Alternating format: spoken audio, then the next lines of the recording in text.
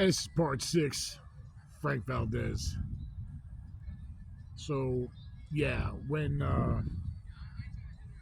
they beat Frank to death, immediately following that, Florida Department of Law Enforcement got involved because of the inmates sending letters saying, hey, this was a murder. Don't let them cover it up. So an investigation ensued. And because of the investigation, Jimmy O'Brien was immediately transferred out of the facility, and he went to Arizona or Nevada, one of them two state prison systems, where ultimately he died of old age. Whatever old age is, and we all know what that is. It just leads to bad health, and he died. He died there in another state prison system.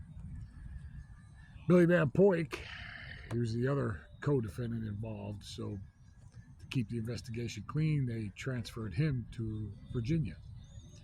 He went to the Virginia state prison system, where he was ultimately executed for the murder of Fred Griffiths.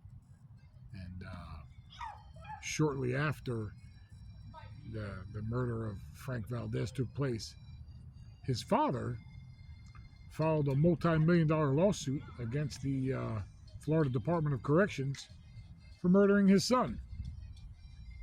And it was funny because the 10 o'clock news, or the Channel 10 news in Miami, they aired a segment about Frank being murdered and the father's lawsuit against the Florida Department of Corrections.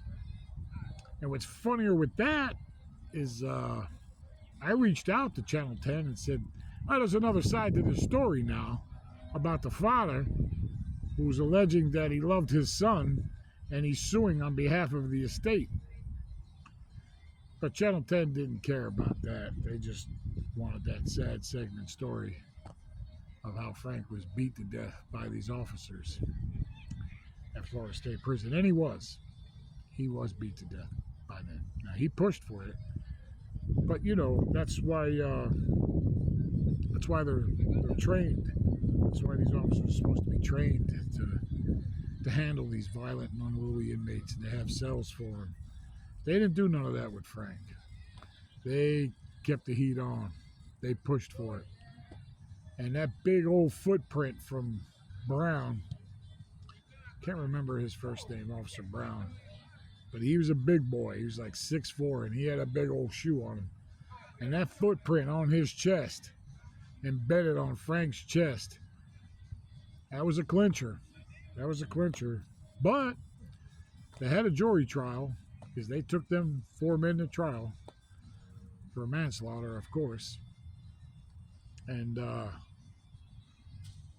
jury found them not guilty. They were all acquitted.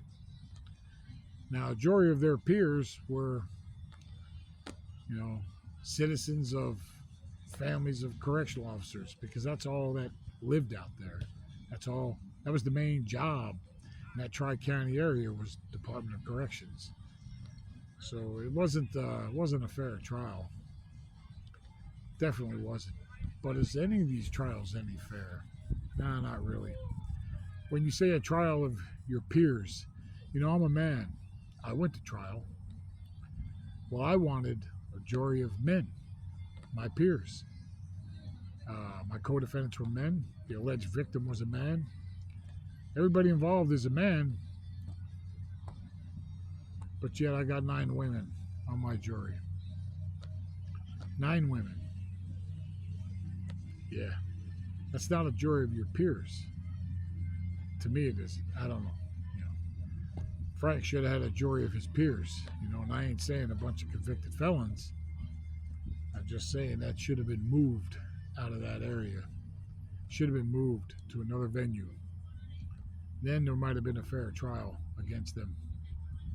4 correctional officers who knowingly and willingly wanted Frank to die, and they didn't stop until there was no pulse. That's what happened. And another side of that story is going to come about in True Crime, Real Criminals podcast, when I interview an individual who will be out and who was there at that time, right on the same wing, was there for the whole thing.